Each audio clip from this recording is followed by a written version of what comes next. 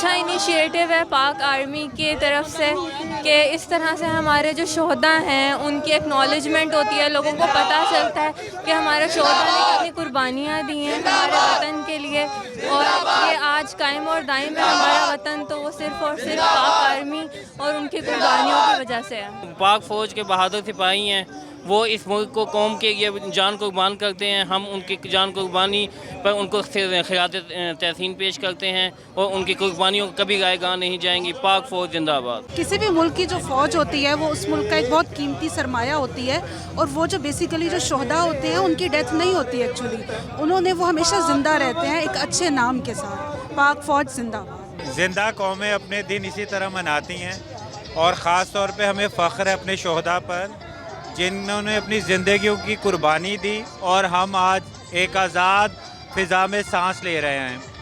اداروں کی جب تک ہم عزت نہیں کریں گے، اداروں کو مضبوط نہیں کریں گے، ملک مضبوط نہیں ہو سکتا۔ تمام انسٹیٹیوٹ کا مضبوط ہونا ضروری ہے، اور ان میں سے ہمارے جو سیکیورٹی کے ادارے ہیں جتنے بھی ہیں، چاہے وہ پاک فوج ہے، پولیس ہے، رینجرز ہے، جو بھی اپنے طور پر ملک کی حفاظت کا کام کر رہے ہیں، ہمیں انہیں ٹریبیوٹ پیش کرنا پڑے گا۔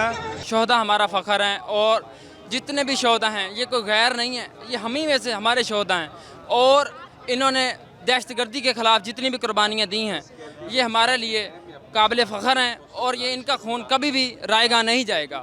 آج شہداء کی وجہ سے ہی انہوں نے قربانیاں دی ہیں، تو آج ہمارا پاکستان قائم ہے۔ ہم کبھی ان کا ساتھ نہیں چھوڑ سکتے، ہم کبھی ان کی قربانیوں کو رائے گاہ نہیں جانے دیں گے۔ پاکستان کی سرزمین پر قائم ہے تو یہ شہداء کی وجہ سے ہیں۔ بیسیکلی میں ایک شہید کا بیٹا ہوں، میرے والد صاحب بھی آرمی میں شہید، اور میں یہاں اس لیے آیا ہوں کہ پاک فوج کا سر فخر سے بلند ہو۔ میں آخری دم تک پاک فوج کے ساتھ ہوں۔